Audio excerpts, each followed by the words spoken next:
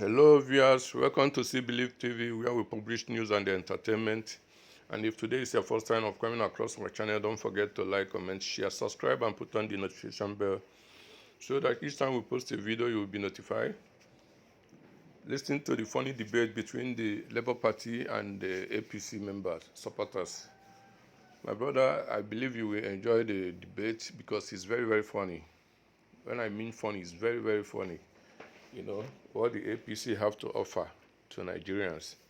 Just listen to the funny debate. Put your comment on our comment section. I will be right back to tell you more about it. Bye. The rise of a new politically savvy youth population in Nigeria is potentially having an impact on the 2023 campaign trail. A growing number of youth organizations and political parties are urging young voters in the upcoming presidential elections to take back Nigeria for themselves. The youth, of course, make up the largest voting bloc in this country.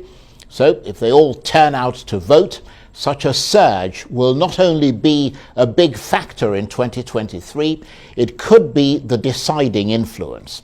Well, the emphasis is on the word could, because if the predicted swell doesn't materialize and instead becomes just a temporary fad that'll falter and fail to take off, then it's all for naught, isn't it? And that great idea of building a new politically, economically and socially connected world that is facilitated by the power of the youth will simply fade away. But the gamble appears to be that they will turn out, and so the political parties are fighting hard to get them on side. But which one of them is commanding the largest and most loyal youth following, and why? Well, to pitch their opposing viewpoints, I'm joined now in the studio by Segun Tomori, who's a member of the Strategic Communications Directorate of the APC Presidential Campaign Council, and Isaac Balami, who's Deputy National Campaign Manager of the Labour Party. Thank you very much indeed to both of you for coming in. Thank you for having me. Let me start with you, Segun. Is the youth surge going to be a big factor in 2023? Absolutely. It will be a big factor, and we are working to get majority on our side. Well, tell us why you think it'll be a big factor. Because out of the recently registered new voters, fresh voters, we have at least 71% between the ages of 18 to 35 among the fresh voters, and there seem to be an enthusiasm of young voters this time.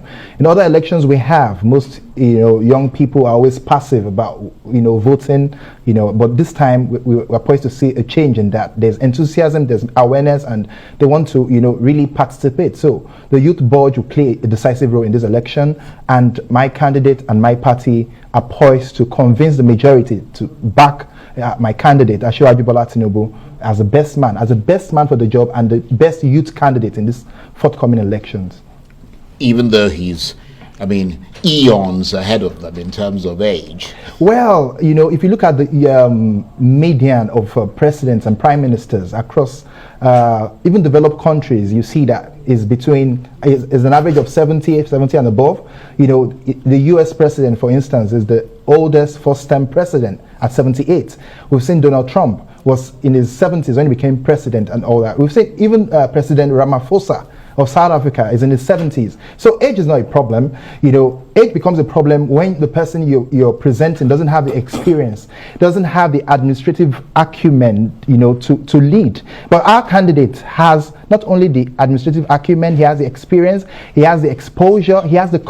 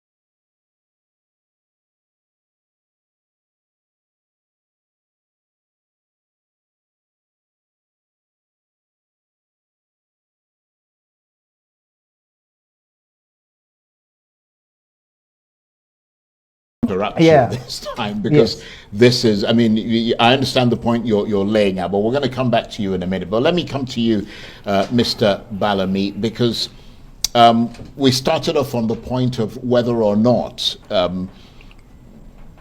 the youth are going to be a deciding factor in this election, or will that depend on turnout? And if it does, I mean, that could fail or falter, couldn't it?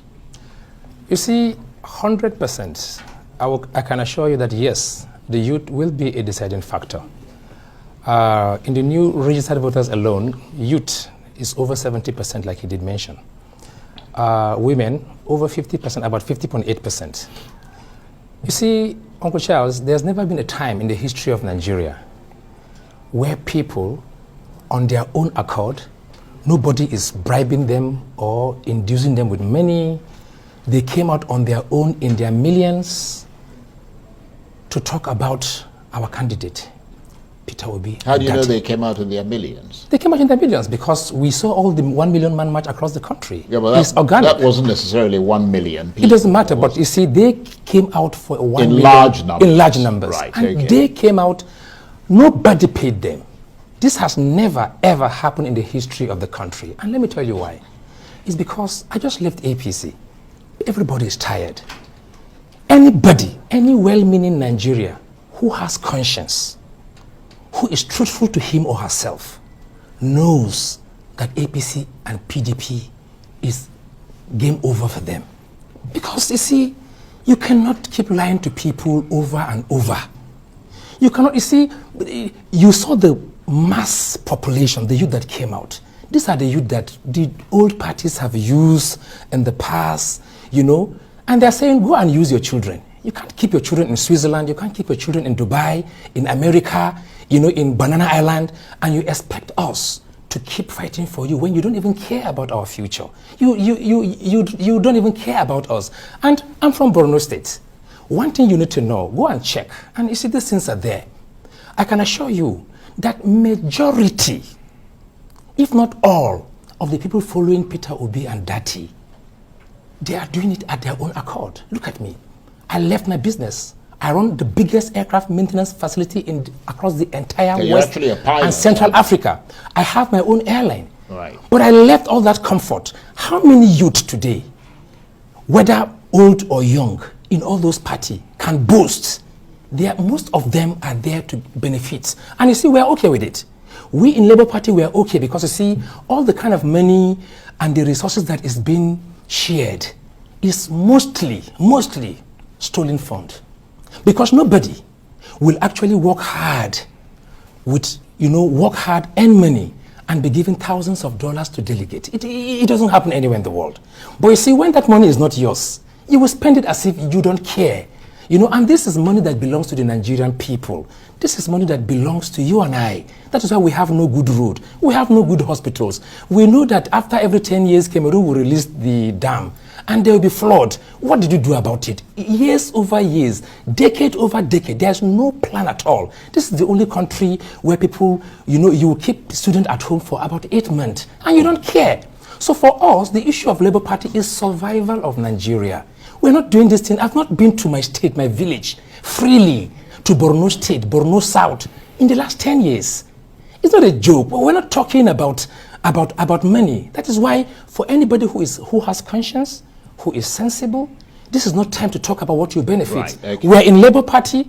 We know that the party, by the way, the party has been on since 2002. It's an old party. It belongs to civil servants, yes, mostly workers. You know, it's not that popular. But let me tell you this, everybody is tired. Everybody is tired. And that is why we're here today. Let me give Segun Tomori of the APC a chance to respond. I wonder if you can connect to some of the things he's saying about the problems in this country as a young person. I mean, irrespective of which party you belong to, and whether or not you agree with him that is what has awakened this sleeping giant that is the youth of Nigeria. Thank you, Mr. Charles. I would respond to him and I would add my thoughts. He said, he made mention of the old order. So that is insinuating his candidate belongs to the new order. And I'll puncture that. That is false. His candidate belongs to the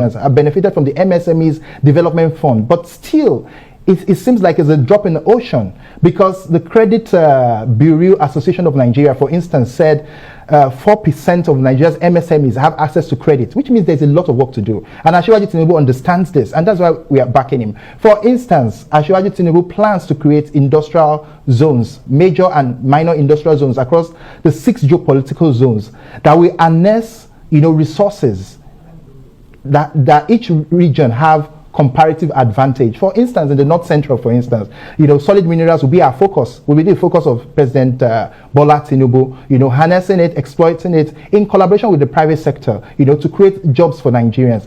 I'll also cite an instance. What I'm saying is not sophistry, because we have a background, we have a record to look back on. I'll talk about the Lekki Free Trade Zone, which was conceptualized under Asiwaju Tinubu. Today, Lekki Free Trade Zone, some days ago, launched, they commissioned the Lekki Deep Sea Port, a $1.5 billion deep sea port, which would generate 200,000 jobs for Nigerian youth.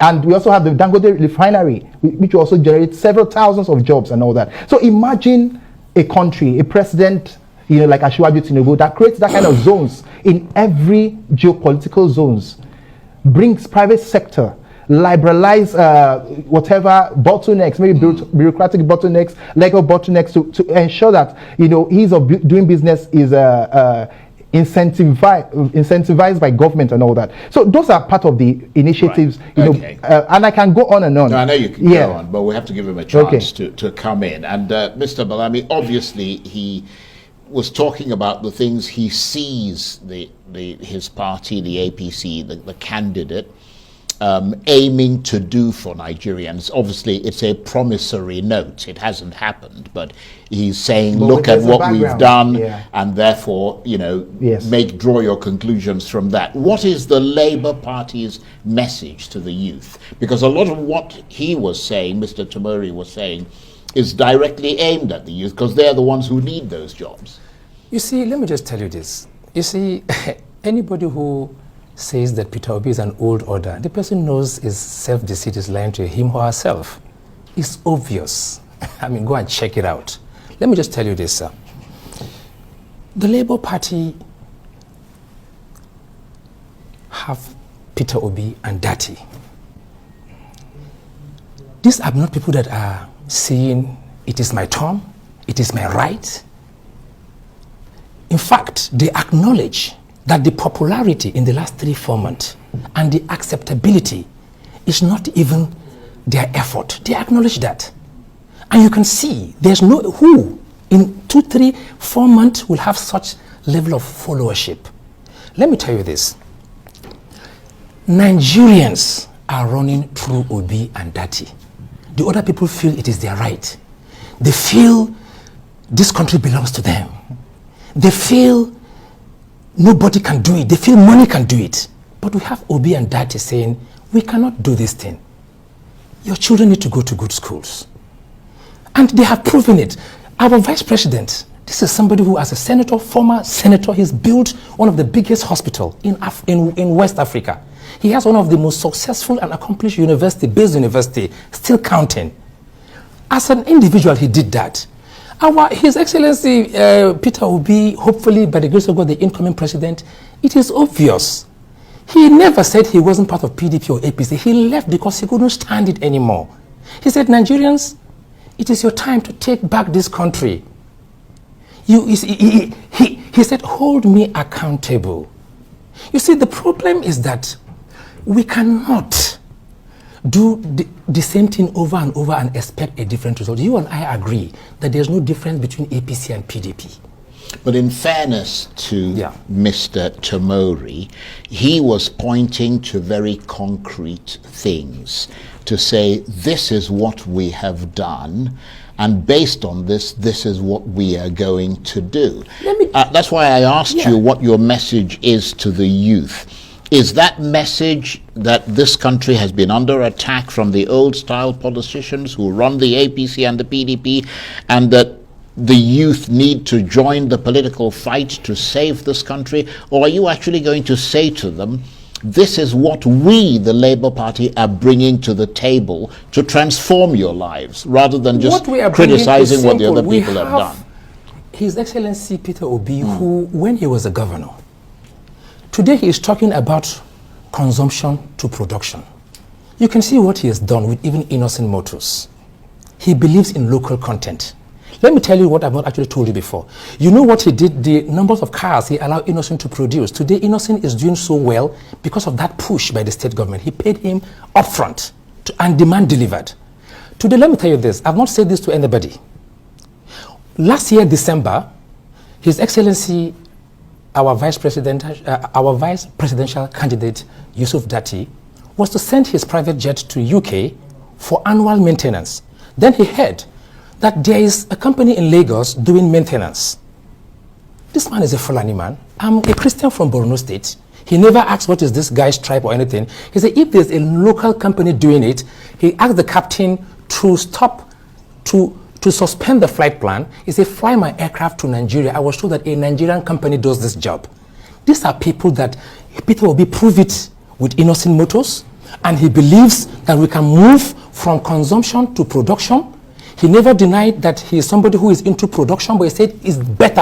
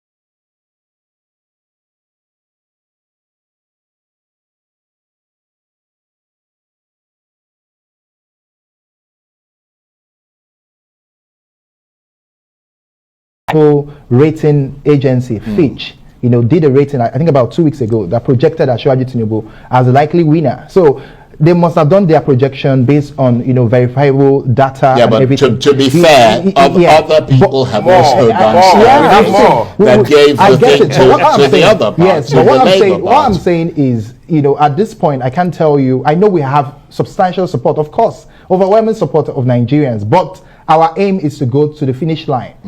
Go strong into the finish line. And how do we do that? We do that by convincing majority of youth that we are the youth candidate. We have the youth candidate. So you don't agree with him? No, I'm going to let me just say this. You don't agree with him that the APC is the problem that young people need to rescue Nigeria from, because that's the central point that he's making, given the track record over the last 8 years. Mr. Charles, when he says young people need to rescue Nigeria from, I wonder what they're rescuing them from, and two.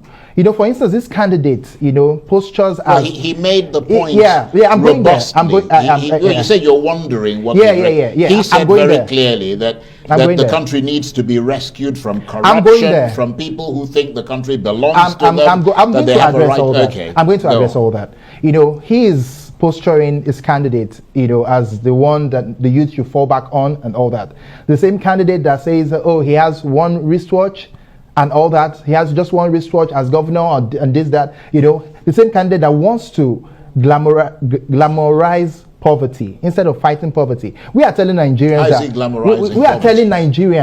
how is he glamorizing poverty? We are telling Nigerians that we want to fight poverty. We are not trying to glamorize poverty. We're not trying to say, I had one shoe or I didn't have any shoe. In this country, we had a former leader that said, that pandered to the sentiments of Nigerians, that said he didn't have shoes and all that. Nigerians are not going to buy that. He ended up to be one of the clueless administration, that we had to remove in 2015. So what we are telling Nigerians is we have the plan. We have a renewed, our manifesto, the Renewed Hope, has plans for youth that are verifiable, that are measurable. This is not sophistry like the other party. It is not deceit like they want to do or to give Nigerians. And for instance, one of what we are putting on the table, Asiwaju Tinubu has promised that at least 3 cabinet positions will be reserved for youth 40 and below. Another 6 for 50 and below. Then he also said there will be a presidential directive that at least 20% of political appointments into MDAs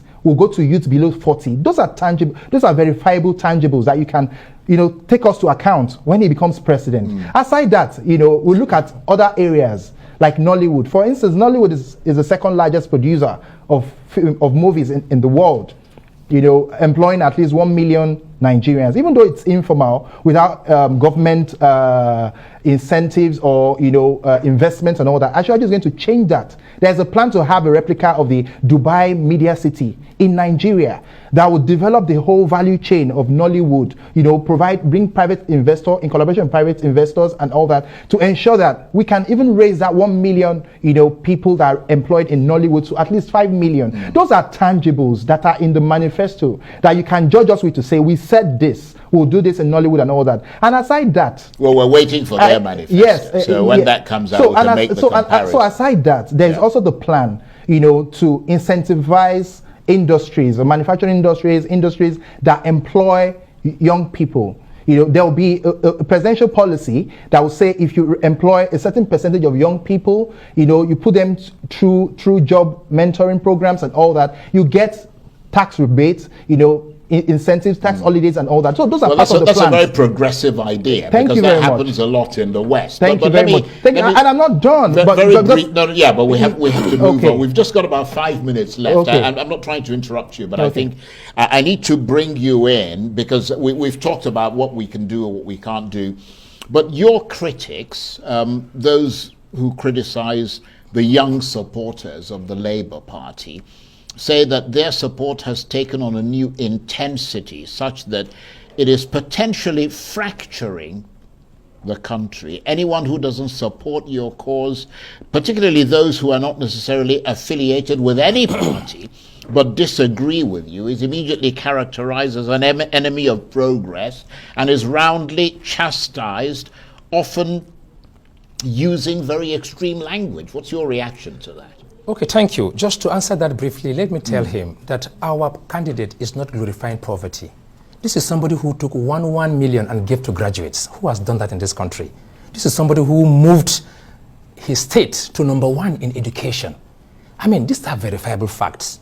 When you talk about youth, today, out of the 6 in the last list released by the party, Labour Party, out of the top 6 management team, Balami, Isaac David, I am on the top management team.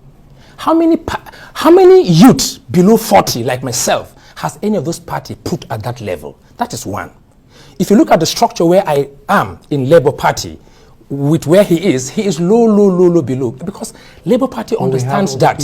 Labour Party understands that very, very well. And let me tell you this, over 40% of our campaign, our presidential campaign council are all women. We're not joking. Come and see the level of youth participation. You see what yesterday His Excellency was on Zoom for about 3 hours. By the time he was done, the meeting was over. He said, please, I'm giving 30 more minutes. Let me hear more from the women. So what you've just said now, you see, Uncle Charles. You can just call me Charles. Yeah, Charles. Let me just tell you this. Our principal have been very, very clear on non-violence campaign. Every day, even yesterday, he talked about it. Even yesterday, to the support groups, about 900 people participated in that meeting. Let me tell you this. Nigeria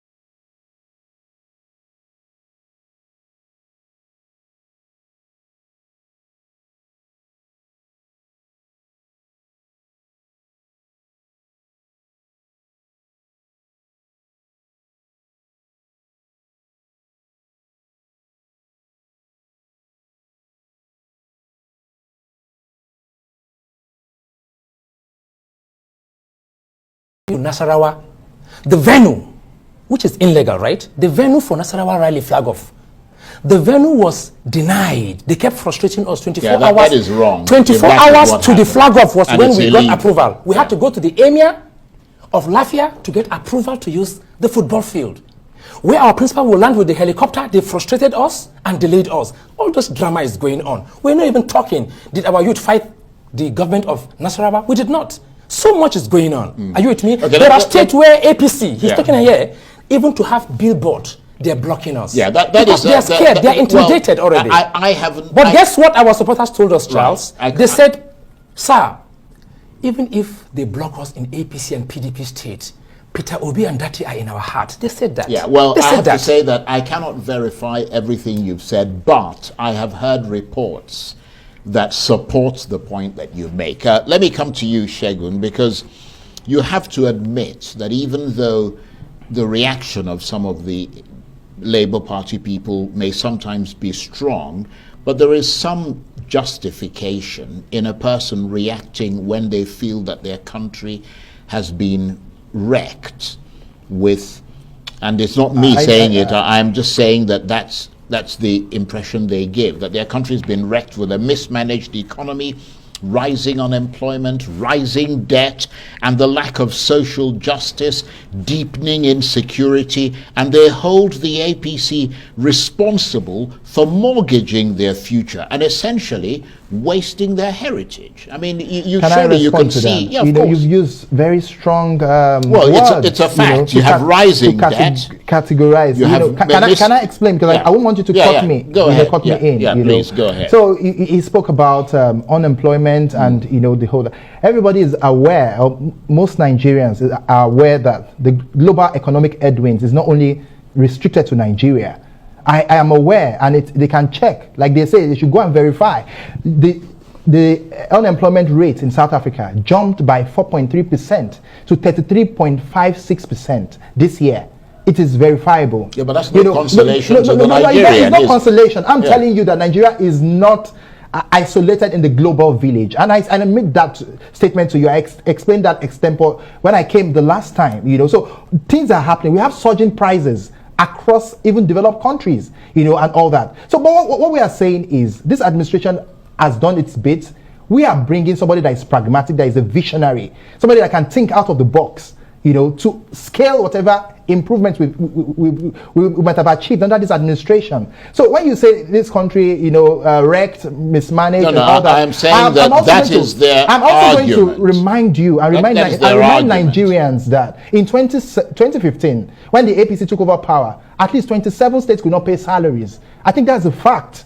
And there had to be bailouts, several bailouts for states to pay salaries and all that. That doesn't show a buoyant economy or a prosperous but he's country. Not talking about. He's not part of the PDP. I'm referring to you. Yeah. You're saying APC wrecked this. You said something like wreck, mismanagement, and all that. We took over a country, that 27 out of 36 states could not pay salaries. That is a dead straight in any economy. Let's be calm. Yeah, it's a dead straight. We're having a discussion. We have. Not a fight. It's not a fight.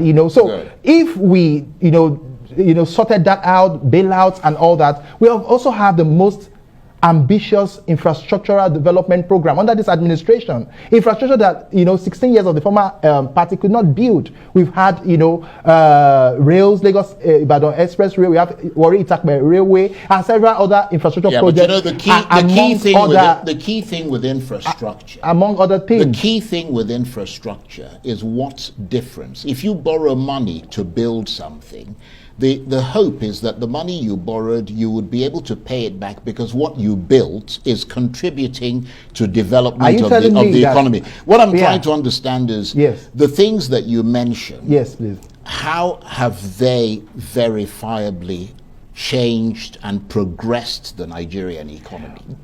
Anywhere in the world, Mr. Charles. I'm not talking about anywhere in the world. I'm talking about in Nigeria. I have to tell you, within Nigeria is not isolated. Infrastructural renewal anywhere in the world is part of plans to boost and jumpstart economies. So you can't tell me that spending on infrastructure, doesn't have a nexus with economic improvement. That is false. No. That's what you're insinuating. No. I said to you. We are not borrowing for recurrent expenditure. For instance, what I'm saying to we you are not borrowing for recurrent expenditure. What difference has it made? And the difference it makes is to the economy of the country? That infrastructure triggers economic development. It triggers productivity. When you have good roads, for instance, road from market to city, urban area to rural area and all that, But I mean, if you look at the percentage of roads you've done, they're minimal when you compare the amount of work that needs to be done to actually have a transformative effect. Can you change an infrastructural deficit of 45 years? Can you change it in 7 years? I ask you. No. I'm not the one to answer that question because I'm not in government. I'm putting it to you. I'm putting it to you because that's in government. No. I'm putting it to you. If you have an infrastructural deficit of 45 years and you expect it to be corrected in 7 years, the argument is not between you and me. It's between you and actually the other intercepting political me parties. because I was speaking. I'm asking so you, I have to respond to you. I understand that. Because you didn't allow me to respond to him. I am asking you get, and I have to speak. Questions. You're not allowing me to speak. No. You've spoken. You've taken quite a bit of time to speak. Yes. What happens is that when you make certain statements, it is my job to clarify that statement for our audience. Yes. Which is why I sometimes interrupt you and I interrupt you. Yes, but most times you don't let me get to the finish line. That's not. You're not being straightforward. You don't let me get to the finish line. I'm a very fair person, and we've almost run out of time. So let me have you. Like now, you didn't let me finish my thoughts. Yeah, but the problem is that we have 1 minute. Yeah, but you didn't allow me. I must. And you're going to give him so much time. You didn't allow me to finish. You've spoken